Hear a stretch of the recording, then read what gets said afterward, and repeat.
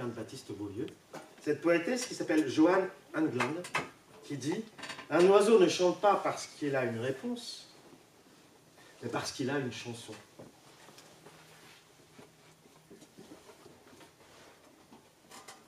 Les petits oiseaux là. Allez les petits oiseaux. Hop, hop, hop. Venez les petits oiseaux. À vous de chanter. Moi, je suis Alison. Je ne sais pas si je suis une noisette ou une humaine. Je suis peut-être un mélange des deux. Peut-être que je suis une noisette car je chante beaucoup et je parle beaucoup. Mais peut-être un humain car je fais toutes les choses qu'un humain fait. Mais les oiseaux et les oisettes font exactement les mêmes choses qu'un humain fait. Comme ils chantent. Mais les humains chantent aussi. Enfin, ils parlent, mais c'est pareil. Bonjour, moi c'est Lubin. Je suis un oiseau et je vais vous dévoiler le plus gros secret des oiseaux. Il y a plusieurs sortes d'oiseaux. Je ne parle pas des pies ou des rouges-gorges, mais des oiseaux d'opéra ou rappeurs. Ils sont très rares, mais ils existent. Par exemple, moi je suis un oiseau beatboxer. Je suis super connu dans le monde des oiseaux. J'habite au 9 rue Woody Woodpecker. Et ma mère au 9 rue des Chênes. Allô? Oui? Oui maman? Des humains devant chez toi? Non? Moi devant ton adresse. Jamais je ne ferai ça. Bon. Mon nouvel album sort dans quelques jours. Et je suis toujours accompagnée de mon garde du corps, Piu Piu, qui est toujours dans ma poche. Oui, oui, bisous maman.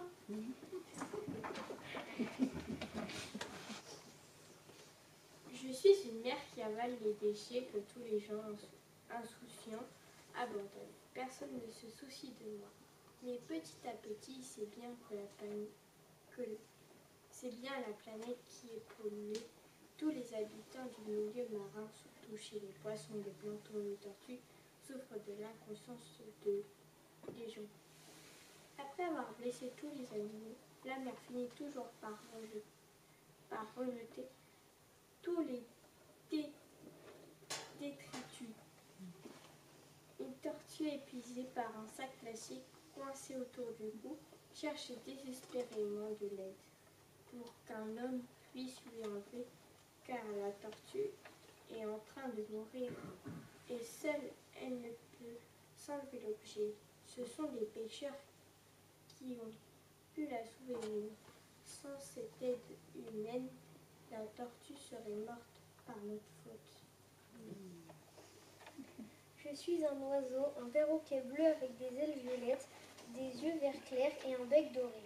On est lundi, je viens de sortir du collège, j'ai fini à 17h et là je me rends compte que mon frère Ruben m'a encore pris mes affaires sans me demander. Il me saoule à tout le temps faire ça. Ruben, lui ai-je crié. Il m'a répondu. Mais quoi, t'es embêtant, t'as tout le temps me coupé dans mon jeu. Range ce que tu m'as pris et arrête de me prendre mes affaires sans me demander.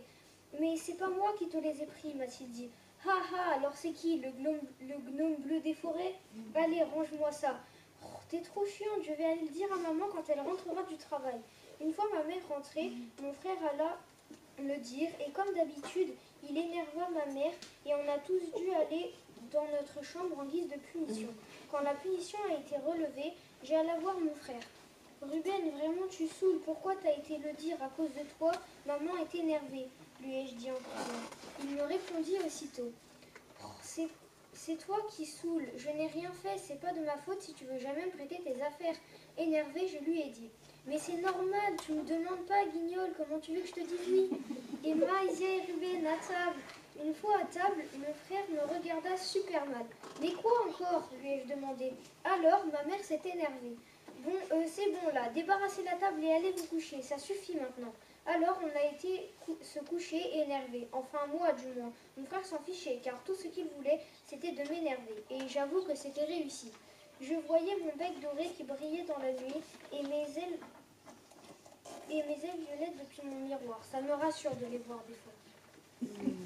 Je suis Laura, l'humaine qui migre entre deux maisons, celle de mon père et celle de ma mère, avec mon beau-père, mon demi-frère, mon frère de cœur et ma sœur de cœur. Le jour de la migration, j'emporte un sac avec des livres et des cahiers pour les devoirs, une réserve de graines et des trucs formidables qu'on ne pourrait même pas imaginer, car je suis un mélange entre une humaine et une oisette. Quand je suis chez mon père, lui ma mère, l'ouamen, me manque et l'inverse. Mon petit frère est un casse-cou. Une fois, il est tombé dans un fossé. Et puis, il a aussi déjà sauté de la tour Eiffel, un jeu au parc Mauresque, à côté d'Arcachon. Je suis un perroquet en cage, dans un appartement. Et il y a un autre oiseau, en cage, lui aussi, dans l'appartement d'en face. Sauf que les portes sont toujours closes. Et on se voit une fois par an, seulement, le jour de la fête des voisins. Notre idée est de sauter plusieurs fois pour tomber et casser la cage. Nous avons réussi notre plan et nous nous sommes retrouvés après maintes années. Bonjour, je m'appelle Jean. J'habite à Paris. Il y a une ruelle à côté de ma maison. Il y a des pigeons qui font que brailler et je leur jette des déchets pour qu'ils partent, mais ils reviennent tout le temps. Une fois, j'ai même descendu avec un pistolet à eau parce que je dormais et ils m'ont réveillé. Ils sont partis, mais ils sont revenus une semaine plus tard.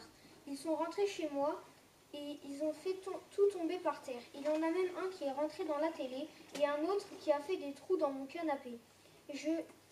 Mais je repris le pistolet à eau et je leur ai tiré dessus.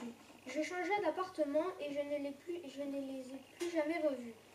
Entre-temps, j'ai acheté un chien que j'ai entraîné au karaté et maintenant, s'il y a des pigeons, je serai prêt à les affronter.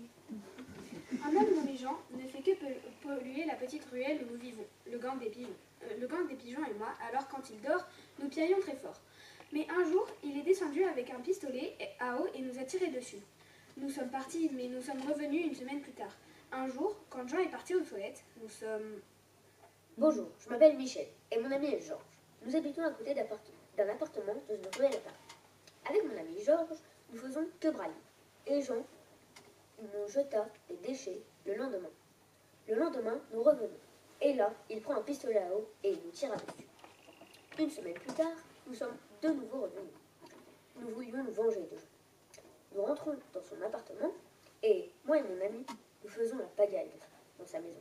Et moi, je fais des trous dans le canapé. Pendant ce temps, Georges saccage sa tête.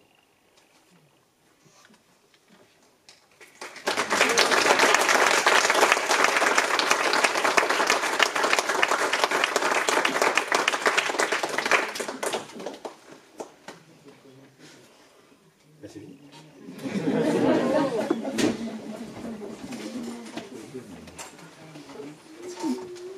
Et vous? Quel oiseau êtes-vous?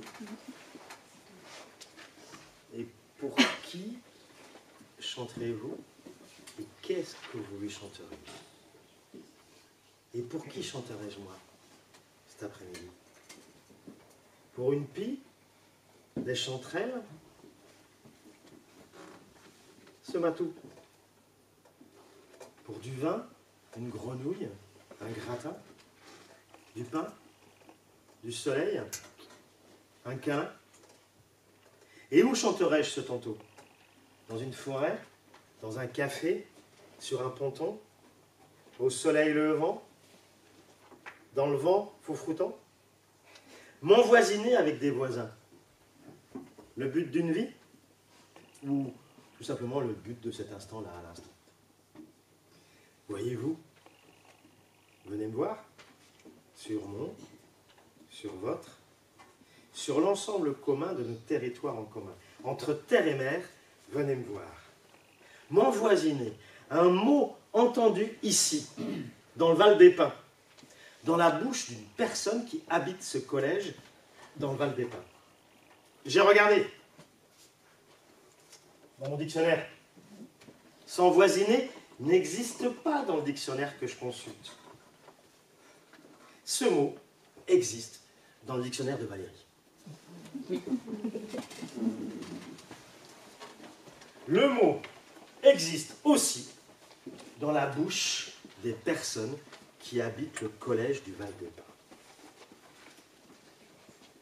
Si on le répète suffisamment longtemps et suffisamment de fois, les linguistes qui travaillent pour mon dictionnaire l'écouteront, l'entendront, et le mot envoisiné y rentrera.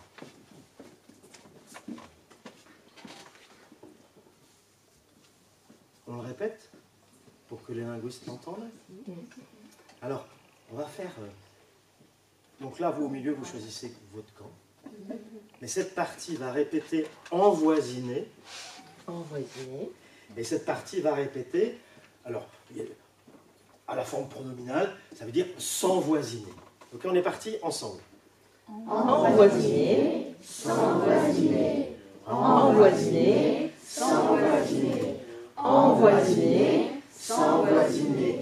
Continuez. Envoisiner. S'envoisiner. Voisiner, rendre fréquemment visite à des voisins, avoir des relations de voisinage. Il n'est de voisins qui ne voisinent. Envoisiner. S'envoisiner. C'est construire une relation, c'est mettre en place tout ce qu'il faut pour que cette relation existe.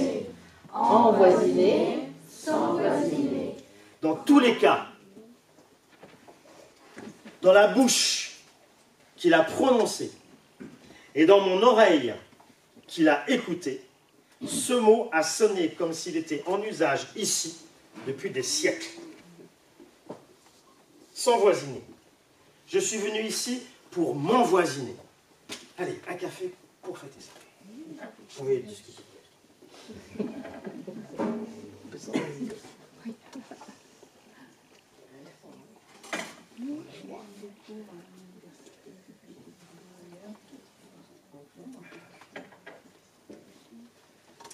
En fait, là,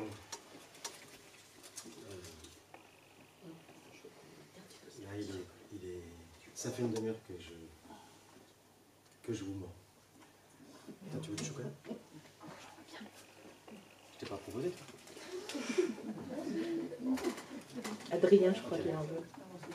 Adrien, il a envie d'en prendre tout à l'heure. Ouais, enfin, tout ce que je viens de vous raconter, c'est du faux. Je serais un oiseau, je pourrais dire que c'est du pipeau. Non, oubliez tout ce que je viens de dire, tout ce que vous venez d'entendre. Oubliez le train, les printemps, les cafés.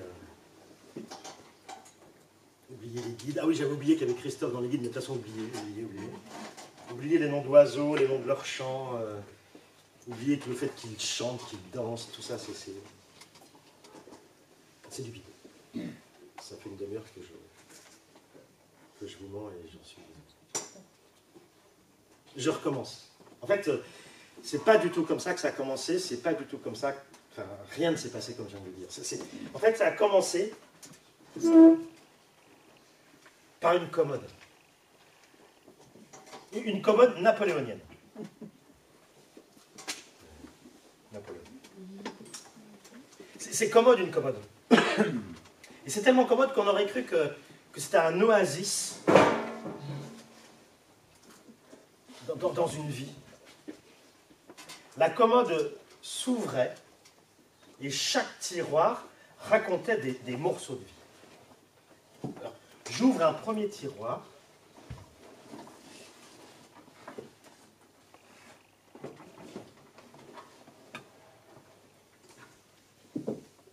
Il y a une voix qui en sort, qui me dit « On a des flashs qui viennent. Les animaux et moi, on fait corps. Les chevaux sont plus intelligents, plus intelligents que nous. Les animaux ont un instinct des choses. On vivait sans se rendre compte que l'on vivait. »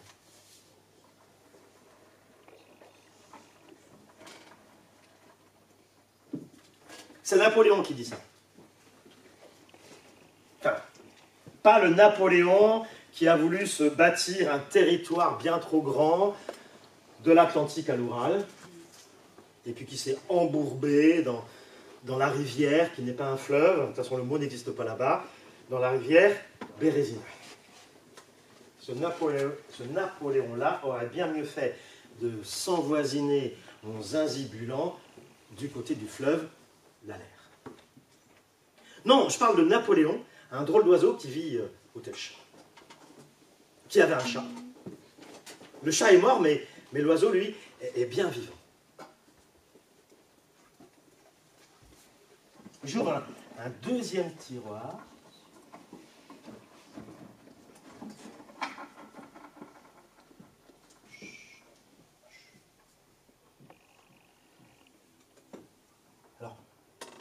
vous ne pouvez pas le voir, mais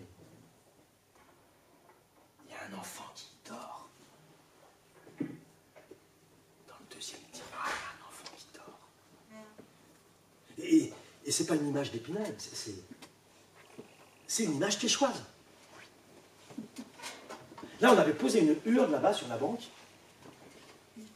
On rappelle la banque, en fait, là où les bibliothécaires vous prêtent les bouquins. Hein. C'est pas la banque, quoi.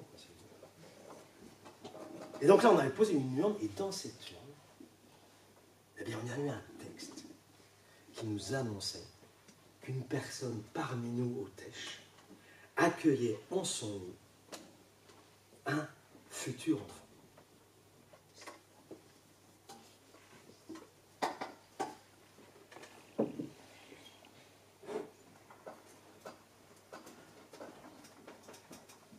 Un autre tiroir.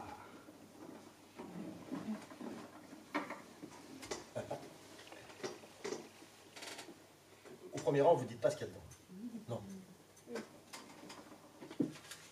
Là, il y a un chat. Il y a un chat que j'ai emmené en secret, en cachette de l'établissement qui m'héberge, moi, une personne âgée dépendante. Et pour ce tiroir du bas, ben je m'assieds dans ce fauteuil. C'est commode, un fauteuil. Ce fauteuil et cette commode étaient dans ma maison avant même que moi j'y sois. Ce fauteuil et cette commode étaient dans cette maison avant même que cette maison soit construite. Fauteuil et commode sont les seuls meubles que j'ai pu emmener ici, à l'Oasis. Alors, je m'y assis.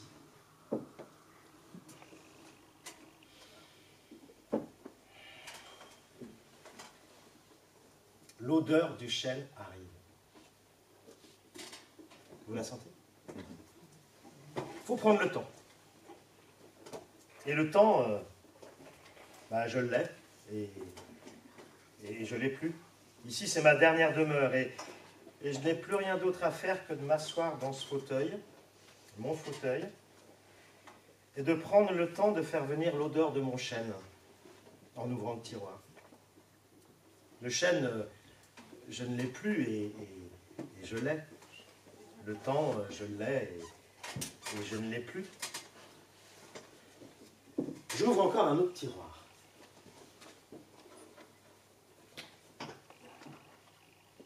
J'y avais laissé un mot.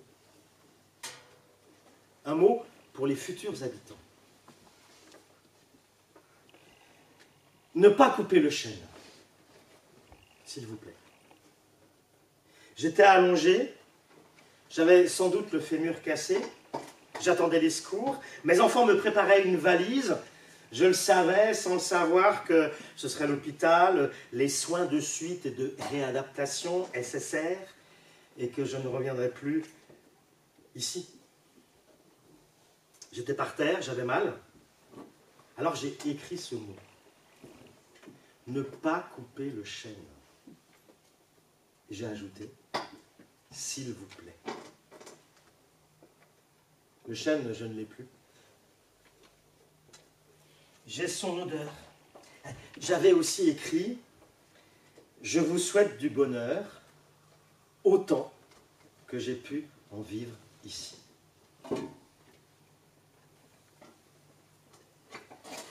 J'entends deux autres tiroirs côte à côte. L'un d'eux me dit « J'ai trouvé la paix ».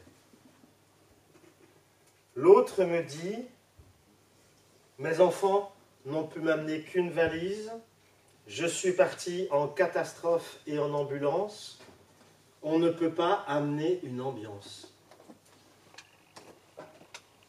Les deux sont vrais. Je les ai écoutés, une oreille dans chaque tiroir. Dans un autre tiroir,